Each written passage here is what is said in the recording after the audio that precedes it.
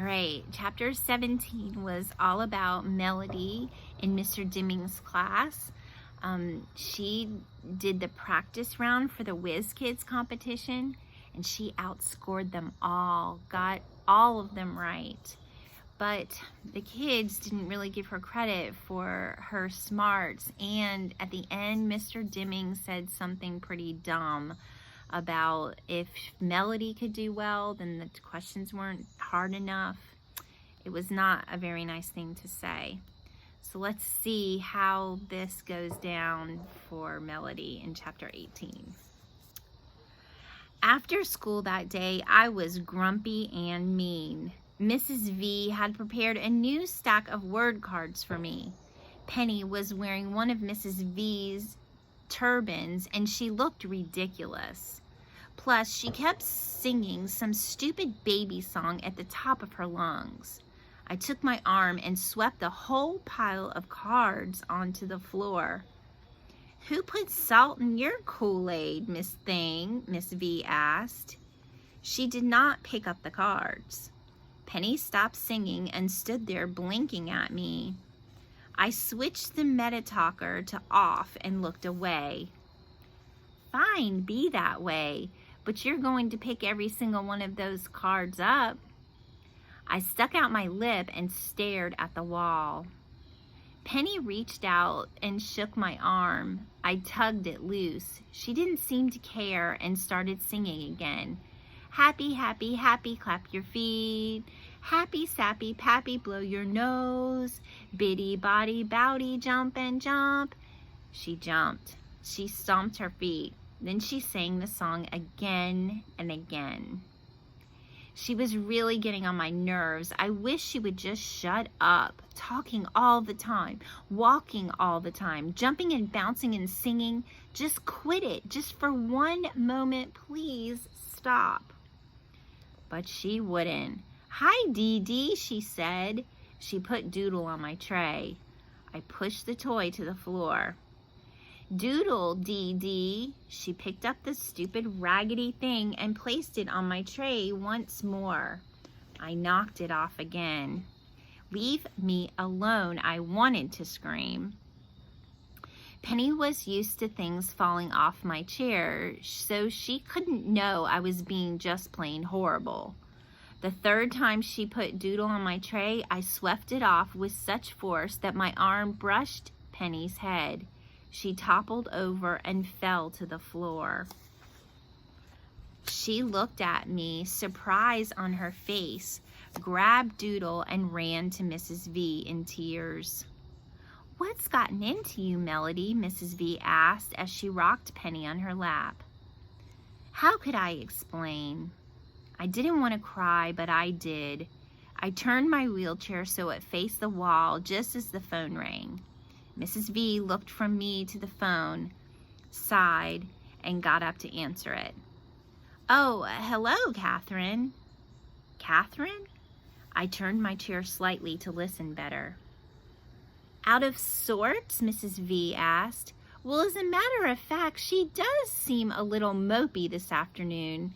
No, I take that back. She's downright monstrous." Mrs. V caught my eye and made a funny face at me. I just glared at her. "I'm not surprised she got all the questions right. The child is brilliant." "A lot of good it does me." "The teacher said what?" Great, now everybody would know. Just thinking about it made me feel like pond scum again. In front of her classmates? What kind of professional is he supposed to be?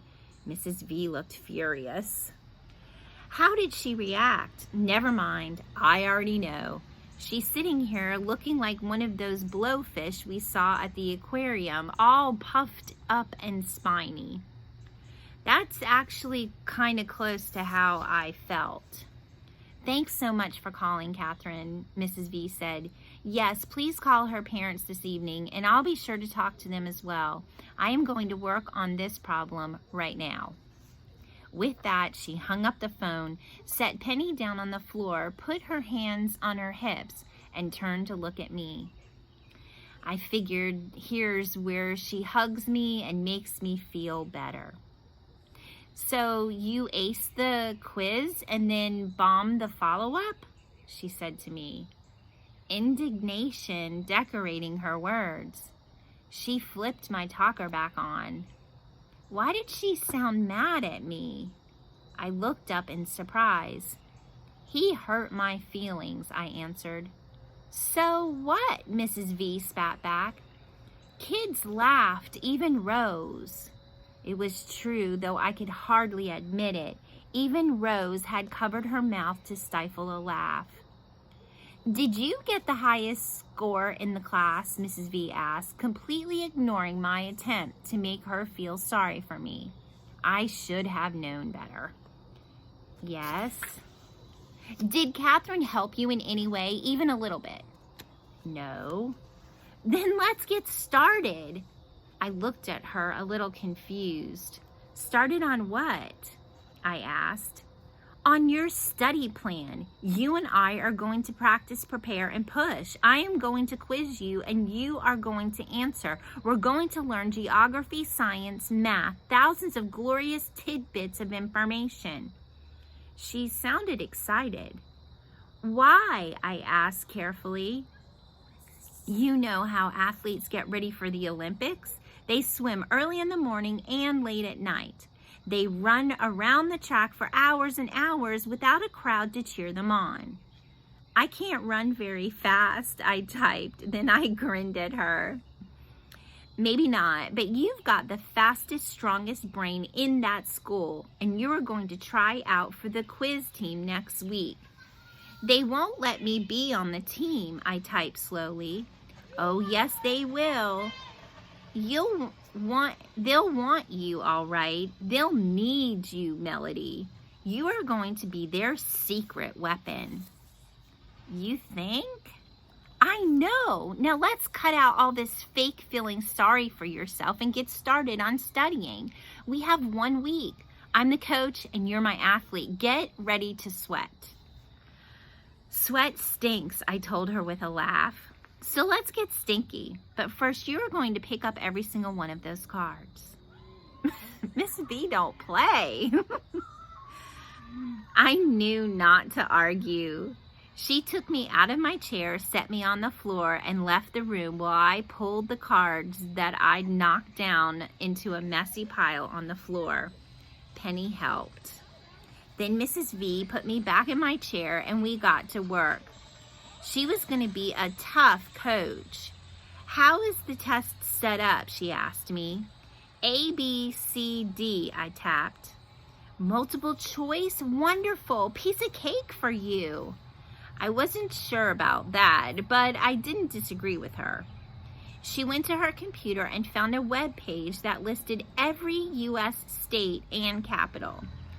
Did those in school, I told her. Great, so we'll do them again. I fake groaned. Mrs. V then looked up the capitals of all the major countries in the world. Gee, there were a lot of countries. But once she read them out loud to me, I had the info stuck in my head. What's the capital of Hungary? She demanded. I knew the answer was Budapest before she even gave me the 4 choices. A, Accra, B, Berlin, C, New Delhi, or D, Budapest. I pushed D, of course. Mrs. V didn't stop to cheer. She kept going. I correctly answered that Tokyo was the capital of Japan, Addis Ababa the capital of Ethiopia, Ottawa the capital of Canada, and Bogota the capital of Colombia. She quizzed me until Dad came to pick us up. As Mrs. V stuffed Doodle and some unused diapers back into Penny's bag, she explained briefly what had happened at school and what she planned to do about it, what we were already doing. Are you sure? Dad asked, glancing at me. Maybe we're setting her up for failure and she'll be hurt even worse. I am absolutely positive, Mrs. V insisted. Can Melody stay a little longer to study? I'll give her dinner and bring her home in a couple of hours. That will give you some one-on-one time with Penny. You cool with that? Dad asked me. Yes, yes, yes, I typed. I want to do this. Go for it, Melody, Dad said. He gave Mrs. V a thumbs up sign and left with Penny. After dinner, we moved on to science. I learned that the bones in the leg are the femur, the tibia, the patella, and the fibula. Why can't they just call them something else like knee bone and skinny leg bone? But I memorized them. I learned that insects are arthropods and they have tibias too. The study of insects is called etymology, Mrs. V said. That gives me an idea. Let's learn all the words that end in ology. Remember, we just did that root word. That means the study of something. So she's going to know all the ologies. I put my hand over my head and pretended to groan, but deep inside, I was really jazzed.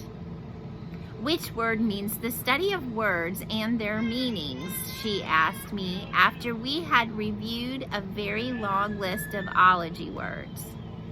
A, bibliography. B, archaeology. C, histology. Or D, lexicology. I thought for a minute. I knew she was trying to trick me. Histology sounds like history, but for some reason I think it has to do with skin. And bibliography has to do with books, not words. I typed the letter D. This time she did cheer. Let me get you home, Melody. Top athletes need their sleep. We'll do some more tomorrow. I grinned at her, tired and energized at the same time. Mrs. V had called Catherine and explained the situation, told her to stuff information into my head along with the macaroni at lunch. So the next morning, Catherine, of course, jumped right in. While we were in room H5, Catherine hooked me up to the earphones. I listened to an old audio cassette on volcanoes. It was scratchy and skipped a little, but it gave me information. Volcanoes were named for the Roman god Vulcan. I could have figured that one out myself. I found out about lava and ash. I learned about how the whole city of Pompeii got covered up when Vesuvius erupted. Surprisingly interesting stuff. I listened to tapes on Australia and Russia, on constellations, and on the planets. You learning anything from these oldies but goodies? Catherine asked as she slipped in another tape for me. It was on diseases. Info, always good, I typed. I feel you, she replied. Are you still upset about what happened in Mr. Deming's class? Deleted the memory. Need room for facts. Okay, let me read that again. Deleted the memory. Need room for facts. I took the time to type. She gave me a thumbs up. I am a little scared, I admitted. Suppose I mess up. You can do this, Melody, she said sternly as she adjusted the earphones. You certainly have the smarts to be on the team. Go away while I take the test, I typed. Keeps Claire quiet. Gotcha, Catherine said. She held her hand up to slap my palm. It wasn't much of a slap, more like a mushy grab, but we were on the same page. Except for lunch and recess, I listened to tapes and worked with Catherine the rest of the day. She quizzed me on facts and dates and kings and math. That might be hard for me. Words flowed easily into my head, but numbers seemed to sink to the bottom like rocks. I don't know why. Let's do it again, Catherine said gently as I got mixed up on a math problem about trains and their speed. Nobody rides trains anymore. Who really cares? But she kept at it until it made sense to me. I discovered that if I make numbers into a picture story in my mind, the answers come easier. I changed the figures to words. Magic. Instead of going out for inclusion classes, I shook my head and told Catherine I didn't want to go. I wanted to stay and study instead. Evidently, I wasn't missed. Nobody sent a frantic message to room H5 wondering why Melody wasn't in class today. Nobody peeked their head in the door to see if I was absent or sick or maybe having a convulsion in the middle of the floor. Nobody seemed to notice at all. They don't know what they're missing. They should be wanting Melody around all the time. So she's determined. She's going to try out for this Quiz Bowl team. I wonder what you guys think about that. Like, is she setting herself up for a bad time, or do you think she's going to find success? I don't know. We'll see.